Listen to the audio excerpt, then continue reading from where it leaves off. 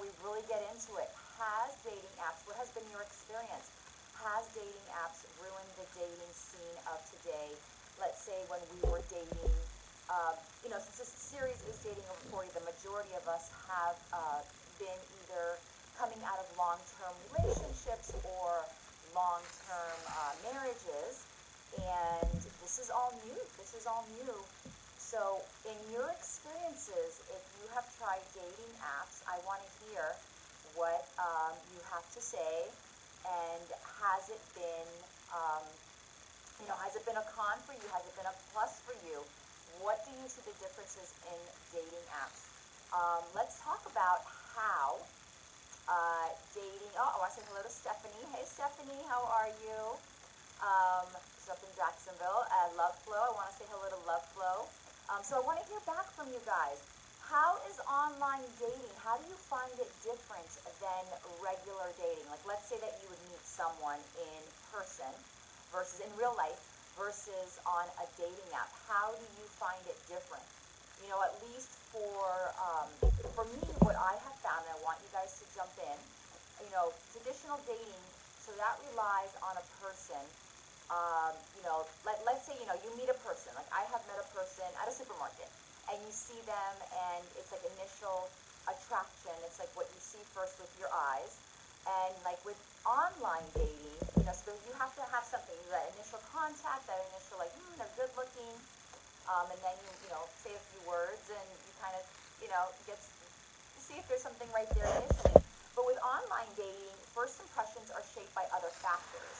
And those factors are, because that's what you're basically looking at, is the person right in front of you, that little screen there, that you're going to swipe either left or you are going to swipe right. You're going to be shaped by factors as their age, as their career, hobbies, because there is no face-to-face initial contact. And again, like Love Flow is saying, you don't feel their initial energy. It is very hard to feel that initial energy from someone on a dating app versus someone in real life. And it's a little bit, it's different with the dating apps because there has been a lot of catfishing in the sense of people put, older pictures. They may not put their real age. As to versus when you meet someone in person, you kind of immediately, hey Roger, that's one of my favorites that's always on here. You initially get that contact with someone in real life. So, what I want to hear from you guys, what's the difference, besides I just heard, you don't feel their initial energy. What is it that you may find that may be a plus? Because they're also, I'm sorry, someone asked me a question and fumbled me here. You get that initial contact with them, and you're going to feel that energy with them, and, someone said, I can't hear it very well. I don't know, I have it on here. I'm wondering if maybe if it gets on, it'll get a little bit better, but can you guys hear me good? So, dating apps. Also, I want to hear about you, from you guys. Dating apps, is it damaging to our mental health? So I want to know about that. Do you guys think it is or it isn't? Because there has been some studies on here that, contrary to people thinking that it is, it's very faint and static. I don't know what to do with my earphones. There is static. I don't want to leave you guys because I'm just, hold on for a second. Let me grab my earphones then.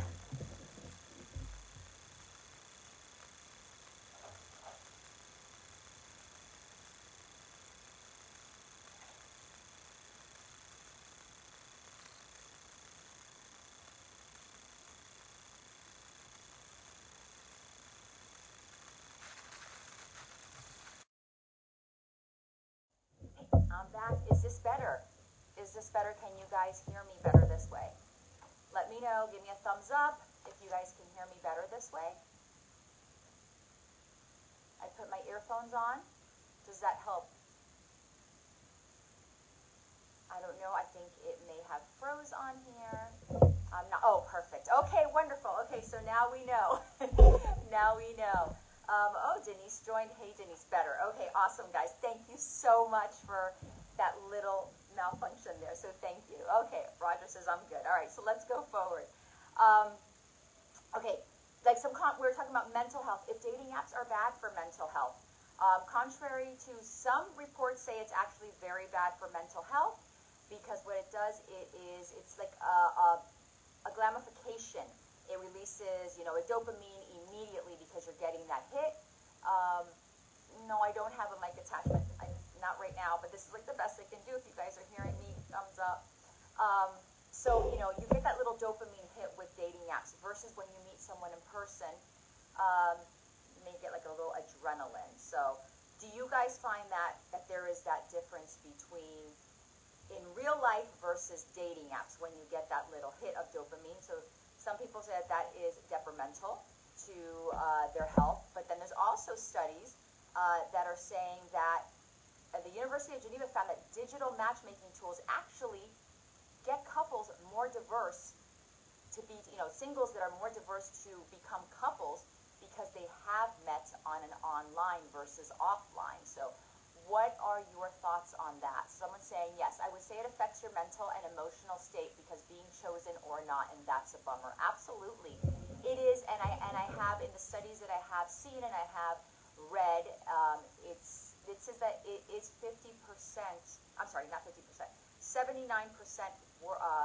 more detrimental to men. So men, tell me, do you feel that? Do you feel that it is worse for men on dating apps versus women? Or women, tell me, do you feel that with the dating apps? Which ones do you feel? I know there are certain dating apps, depending on which ones that you're using. Some women, like there is Bumble, they have control versus, say a Hinge, both sexes have control on it. So Roger is saying dating apps can be very addictive. I believe that they can affect one's mental health simply because there are no real expectations for most people versus when you meet in person, and I feel that it is healthier. Okay, and then Catherine is saying sometimes it's just validation. Absolutely, and I think where that mental health is, where it kind of it can affect you, Roger, or as Roger is saying, you make connections with people. They say up to 50% do not even respond beyond the hi. You don't continue the conversation, just hello, hello, and that is it. Versus when you're in person, you're going to carry that conversation either for 5 minutes, for an hour, for 2 hours, whatever it could be, but you're going to carry that versus online. And also that people tend to disappear quickly. I don't want to call it ghosting. Versus, where people just disappear, you might exchange, you never make a connection of actually meeting in person. You exchange, I think it gets very comfortable into that texting situation. What do you guys, or that messaging situation, what do you guys think on that, if that actually, happens where it's easier in that sense? So, some of the drawbacks is there's no real effort put in. There's a lack of success. I know a lot of women friends have told me, I'm trying to think back when I did get this response back from some of my friends. It hasn't happened to me, but they've had really nasty, unwanted sexual messages, because a lot of people will say things on an app because they're behind a phone versus than what they would say in real life. And that kind of, is a put off, and it kind of messes with your head. What do you guys think about that? Let's see, Stephanie says, I read that there are many bots on these apps, and there may be an issue of just the hi, and that's the situation. That could be it also, I do believe so, because they are saying that there is, for every 5 men, there is 1 woman on an app. So I wonder if it goes to, how do those ratios work? So that's really important. That's kind of very interesting what Stephanie is saying. That there may be bots on there, that she's read that there may be bots on there, and that pushes, because no one has really figured the algorithm. Like, we're on Instagram and we kind of try to break the algorithm code. No one has really broken that algorithm code in the dating apps. And Roger is saying, I prefer old school communication and connection. I can't dismiss dating apps altogether, but I feel that it's becoming the norm. Absolutely.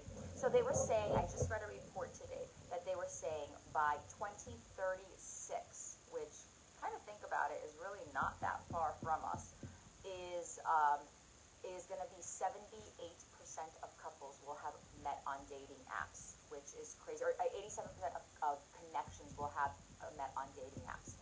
And you go on dates, and that's crazy to think about that. I absolutely prefer in real life as well, but that's crazy to even think that we're kind of losing that connection, just to be together in that human connection for sure. Someone says apps can also be frustrating. Bumble makes the match and leaves you waiting for 24 hours. So with Bumble, the woman has to make the move first. She has to make the initiation first. So, and I can't, it's a guy. I believe it's a guy. Your picture is so small. I believe it's a guy, so I can't tell. And the name doesn't tell me if you're a male or female, but yes, absolutely. So I'm assuming that it's a man because he's saying that you have to wait, leaves you waiting for 24 hours. So, yeah, that is frustrating and you don't know, so I totally get that. Let's see. Stephanie's saying there are fake profiles, pictures, the Match.coms of the world because they are to lure people in. Oh, absolutely. When you see those profiles and those guys are so perfect, that woman is so perfect, you absolutely know that that's got to be a fake profile. Also, there are profiles that say that use their pictures that may be 10 years old, or they lie about their age, or there's just so many things on there that you create this persona online versus someone in real life. So yeah, absolutely, Stephanie, I agree with you. Roger is saying, I'll be curious what the true success rate is on the apps. I thought I may have written that. I did not, but the percentage was not big, Roger. It was something like people who have actually gotten married. I want to say between 16 and 18% that I read that is that true success, meaning they met on a dating app, they dated from a dating app, and they got a successful marriage. They went into a successful marriage through the dating app. It was a very low percentage. Catherine is saying some apps that don't have a way to verify a person, then you have catfish. And yes, absolutely. That is a huge issue, is the catfishing. So, absolutely. And Catherine's also saying supposedly 1 out of 6 marriages met in line, and that was mind-boggling. 1 in 6 marriages. Okay, yeah. I haven't read yet, and that would be mind-boggling because, it's hard in the dating world of online dating apps. So, definitely it is. And I know, there is the percentage of 50% of people, they don't even message back. Like, they make the connection with you, and then they don't message back. I did read that. I did see that, which is crazy. So, let's see. So, it's okay. Oh, Stephanie says, dating apps are likely successful. I haven't used them in years, but I'm really happy for those that met this way. Different strokes for different folks. Absolutely. Different strokes for different folks. Hey, we went on a reality dating show, so there's definitely different ways of meeting. Yes, the one who that said about the 24 hours, the comments on Bumble, he says, yes, I am a guy. Yes, so I can completely see where it is frustrating, so you don't get that initial contact with the person. Absolutely, definitely. Lou joined in. Hey, Lou, how are you? Yes, so Jay is saying, clapping, he is agreeing with this. So let me ask you guys, if it's not dating apps, how do you meet? Tell me, how do you go about, because, we're talking about dating over 40.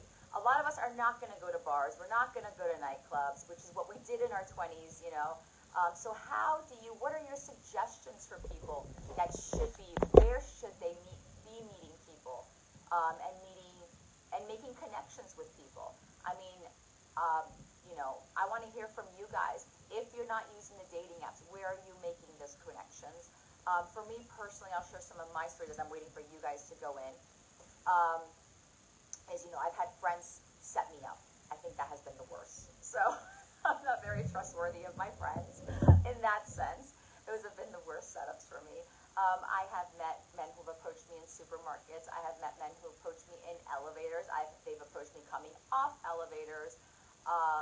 I've had a guy approach me on my morning walks. So I think it depends. I think it's your energy that you have to put out there. And just like the dating apps, if you go in there like just so focused of, I have to find this person on the dating app, this is my last resort, I think that energy is going to hold you back. It really is. You kind of have to go in there with you know, with a positive energy into there, as is to find someone just like you do, you know, in real life and not that desperation. So Catherine is saying, so men still approach women. I was told that men worry about that now. How true is that? Gentlemen, I got a lot of guys on here. Let me ask you. Men approach women. Absolutely, Catherine. It has happened to me. They do approach women. I think also, you know, again, is the energy that you're bringing into a room, you know, where are you approachable? For me, I would never approach a man. So I haven't. So gentlemen that have been on here, how do you feel about approaching women in real life, you know, where you're not behind a screen? So, you know, I would love to hear that. You know, Roger always has some great insight. I would love to hear about that. How do you feel about approaching women? You know, we have a woman right here on here saying that, you know, that she was told men worry about that, about approaching women. And I do see that because there is rejection, but how are we feeling about that? Someone says, Carrizo says, and I hope I didn't butcher that, is saying friends network in my case. Okay, so that you trust your friends, all right. I gave up on that. I don't want my friends to even set me up. I haven't had good luck with that. So for myself. But also, you know, I did need, if it's not dating apps, because dating apps have hindered the dating scene and have changed the dating scene of today. How do you meet those people, you know, in real life? Or how do the majority of couples actually meet? I got, you know, some numbers here. 68% of relationships start from long-term friendships. Only 9% of women formed a relationship from someone who they met at a bar. Ladies, what do you think about that? I want to hear that. I want to hear your feedback on that. 11% of people say they met their marriage partners at church. I don't know, because the church I go to, half of them are probably way older than I live in a beach town, so I live in a boating community. You can imagine it's a little bit older for me. So where have you? Someone says here, let's see. It's a challenge to meet in real life because usually you're out and about to run errands and you're not open to stop. But a smile and a small conversation, it can happen. Absolutely, it can happen. So have you been open to doing that? Have you actually approached a woman if you have seen and have been interested? So, you know, I've had luck in real life. So you as a man, are you willing to open up and meet a woman in real life like that? Like you said, approach her with a smile and a little conversation to get it going. Carizo's saying, isn't it harder to trust someone you met on an elevator or in a store? Yeah, absolutely. But, you know, you talk for a few minutes. Like, it's not like, hey, we're going to go out immediately. And you kind of, you know, exchange numbers. If you see something, there's times that I've been like, no, it's okay. And I've said I'm married when I'm not. but, you know, you exchange that number. And it's kind of almost the same way. You text. I would think it's a little bit harder than someone that you meet online. Because like I said, you can have that persona, or like there was someone on here, Stephanie had said, you know, there's catfishing. There's people who are putting fake profiles out there versus someone that you're actually seeing in real life and feeling their energy and making that connection. Lou is saying, I have started conversations at places like Starbucks. Absolutely, yes. You start a conversation and go from there. And then Jay is saying, I think it also depends on your confidence level. Absolutely. And that's where I think dating apps have put that confidence level, where in person you've got to build up that confidence in real life to meet them. And in a dating app, you're behind that little screen. And that's where we go back to where women complain about, wow, we get these sexual advances on these dating apps where these men would never say these things in real life in our face. So that's, or even sometimes women may say things that they would never say, maybe get a nasty response that they would never say in real life. So absolutely, that is true. Someone's saying here, sometimes it's just chat and you're not able to continue because it's hard to give that number out to a stranger. It is. I think you literally have, like you said, that little smile, that initial trying to make that conversation, and you kind of almost have maybe like 60 seconds to be like, hey, you know, I'd love to get your number, or I would love to talk to you, or I'd love to take you out, you know, or whatever it may be. And that is where Jay had said that confidence level needs to come in. Absolutely. Yes. So Catherine is saying, I think men should approach more and take the risk. And I am going to agree with Catherine. Absolutely. What is the worst that says no to you or no thank you? Absolutely. I will tell you, in real life, I have gone out on dates with men, with men that I would have never swiped a right on. But in real life, because I felt that energy, because there may have been something in them that I saw, I have said yes. I have had the conversation, maybe at the supermarket for a little bit longer. So yeah, so if you just have that little confidence level, a little bit more, absolutely. Jay says the first step is always the hardest. A lot of times we psych ourselves out. Absolutely, the first step is always the hardest with anything. Absolutely. And I think with dating apps also, what has ruined it, and like I said, 50% of, there's something that the statistic is 50% beyond the hi, hello, hi, how are you? You don't ever text back anymore. So you kind of like almost psych yourself out. There's a lot of, I always say, when you're on these dating apps, it's almost like a tennis match. It's a back and forth. It's, the ball goes over the tennis court. It's got to be hit back. And people don't know where to make those conversations. And that's where we're losing that, humanity and person-to-person connection, where if we're face-to-face, you and I have to continue a conversation and keep it going versus like they'll answer a question and they don't ask you a question back. So how do you even continue that conversation? So it's got to be a back and forth. It's a very simple, sloppy, almost lazy just answer back. And it's both men and women. I will say that. So I'm not going to put it just on the guys. Catherine is saying exactly, the confidence is appealing. We know it takes courage. Absolutely. There's nothing sexier than a man who has courage. So, and like I'm sure there is nothing sexier to a man, woman who is open and receptive to receiving, even if it's just to say hello, So definitely, ladies, when some of the men approach in real life, which is what a lot of women are asking because we don't want to be on these dating apps, is be a little bit open and receptive to the man, even if it's just a hello. So definitely. So Jay is saying most of the time, the apps are much like social media where it's not exactly reality. Absolutely. It's that highlight reel. Yep, just like social media. it's the best foot forward.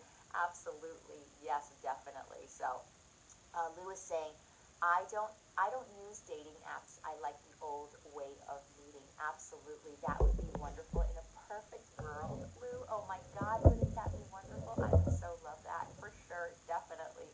That would be, Jay is saying, just saying. That would absolutely be wonderful. And I know people who have completely do not even do the dating app route. I personally, I get a little overwhelmed, so it's sprinkled here and there, so it is a little bit difficult. But we got to keep ourselves open to doing that. And like we said, it does affect relationships because the research does suggest that these apps do expose singles to considerable rejection. And the researchers found low rates of matches for potential partners, especially for men. So men, do you think about that? Do you find that if there is low rates of matches for potential partners, and that may be where we had Stephanie say that there are a lot of, she's read there's a lot of bots, and we know there are fake profiles on there. So do you find that there is low matches for you guys to make matches with? So I did read the study that for every 5 men, it's 1 woman on there. So I think it's a lot of competition for the men on there, and then I'm sure there are some catfishing out there on the women as well. Jay says, where you can have the eye contact and see the body language. Oh, absolutely, yep. And he's saying there's something about meeting a person and conversing. Absolutely. In person, eye to eye, I think it absolutely is the best way of meeting, for sure. For sure. So, gentlemen, let me ask you, the ones that have used dating apps, what do you think about that? Do you find that there has been a higher percentage? Do some of you only use dating apps, men and women, or do you do half and half? Do some of you not use dating apps whatsoever? Because it has changed. Think about when we used to date in our 20s. Some of us, who may have gotten married, in our early 30s. There wasn't these dating apps. This is not how we met. And definitely the landscape has changed. I think it is that culture of the swipe left, swipe right, I don't like him. It's like that window shopping. You're just looking and seeing the initial and you're not getting that person. And definitely there's people that you do meet in person, and you say, something interesting, and you might have an interest in them versus the dating apps, definitely. So something to think about. I don't know what dating apps you guys use. I call them calluscrazy.com, all of them. So there's definitely. But what we do have next week, I can't believe the half an hour went up. I love getting on with you guys and doing these lives. I think it's just great. But next week, actually, we're going to continue this dating app because it is really important. And there's a dirty secret to this dating apps, and they don't want you to know because dating apps are not supposed to work for us. They're supposed to keep us on there, and they have certain things that they do to keep us on there. And I am going to have one of the guests that I had on the first session of Dating Over 40, and it was actually the highest, the session that I had the highest views, and everyone loved it. I got fantastic feedback. He's going to be on with me back next week, but we're going to switch it up a little bit because he is actually in Dubai, and his time difference is a little bit, tricky with ours, and we're actually going to do, so kind of circle it on your calendar and take your lunch break. So next week we're going to do at 12 o'clock, 12:30 p.m. because he is in Dubai, so we'll do 12:30 p.m. Eastern Standard Time if you can take your lunch break and take that little half an hour to listen, and it's going to be really interesting. I'm going to have one of the guests I had on, which was Dr. Ali Fenwick. He is a professor and psychologist, and he's better known online as the modern-day psychologist, and he has some great insight, and he has done these studies, and he teaches this at the university. The dirty secret of dating apps that you are not supposed to know. They are not designed to make us work. I know we're not going to stop using it, but you know what? I want to get you guys informed. I want you guys to be, there on those dating apps, informed and ready with your gear, and you're ready saying, okay, I got these little secrets, and I know how this is going to work because I want to see all of you definitely succeed. Let me just read a few more here. The dating, Brad says the dating apps are terrible, but it allows for possibility and widens the networks. Oh, absolutely. I've met people that I would have never met otherwise. So definitely, absolutely, I do agree with you. But I want to thank you all for joining me. Cannot even believe that half an hour has flown by. I love this time with you. Again, I will post it, but join me next week. Take that little lunch. It's the only week that it's going to be different, only because Dr. Ali Fenwick is